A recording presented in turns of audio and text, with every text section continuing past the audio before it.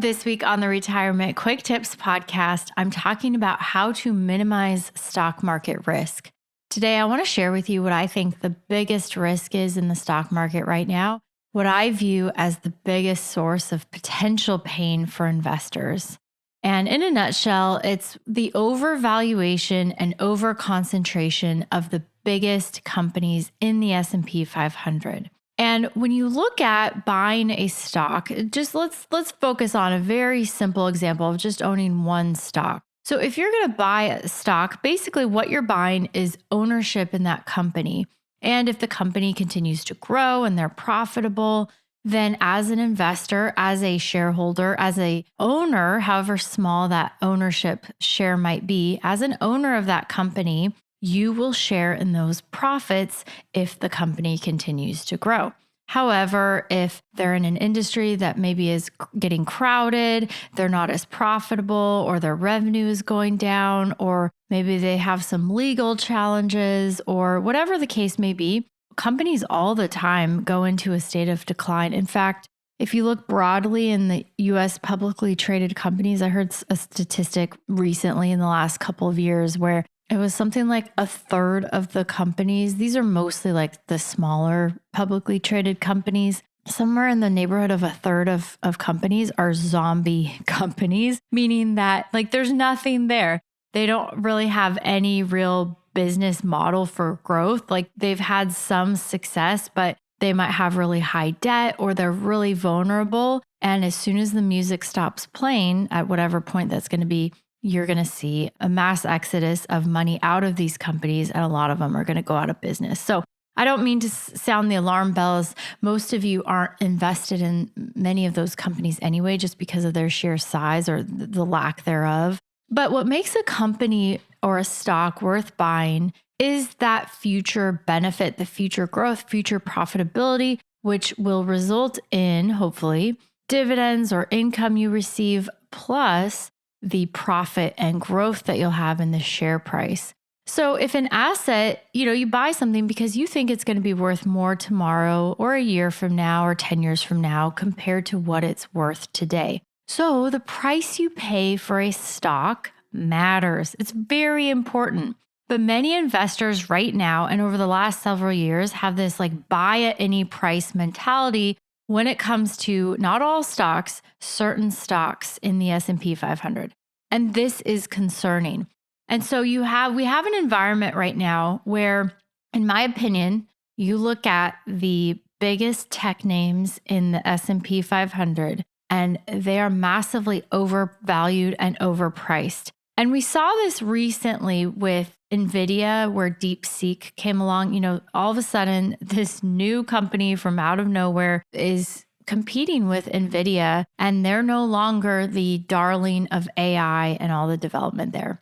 And, one company is not a big deal to come into the market and disrupt an industry. This happens all the time.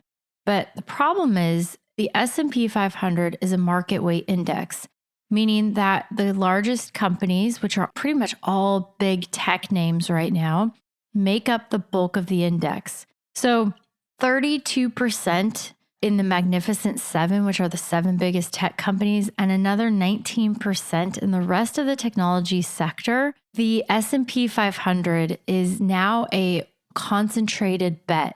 This is according to JP Morgan Asset Management in their recent commentary from February 3rd. So even them, they're pretty muted. I read their commentary every week, and they usually don't say things like this. It's just very factual, like what's going on. But now they say because so much of the S&P 500 market weight index is made up of, for better or for worse, the tech stocks, 32% of the S&P 500 is concentrated in just 7 stocks. So a third of your S&P 500 index fund that you think is diversified, it's actually not, because it's a market weight index. The largest companies make up the largest share. So you had this disruption from DeepSeek. And the commentary goes on to say US tech companies sporting winner takes all price tags. Again, that goes back to the overvaluation, overprice. New competitors are a good reminder disruption is a feature, not a bug of technological development. Valuations leave little room for uncertainty. Okay, here's where we're getting into the problem.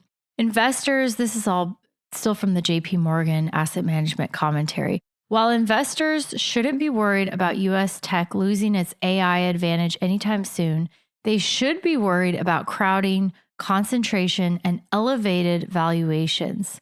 And so, especially in technology, it's very unpredictable. You have new competitors that come all the time. There's constantly disruption. You don't need to look far back to look and see that the smartphone didn't even exist like 20 years ago. And look how far we've come in the meantime. So you have these huge valuations where the biggest companies right now are trading at 43 times their earnings. So if you look at the price to earnings ratio, that's a really good measure of not just like looking at the price alone, but the value and whether or not a stock is overpriced. So the historical average for all stocks in the S&P 500 since 1990 has been 16.4.